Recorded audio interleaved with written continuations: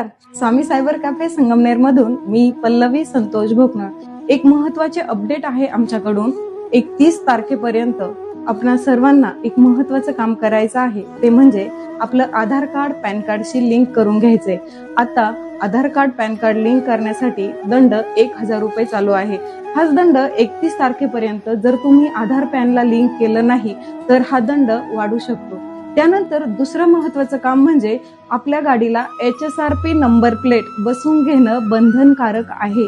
HSRP number plate नसेल तर 31 तारखेनंतर तुमच्या गाडीला दंड लागू शकतो.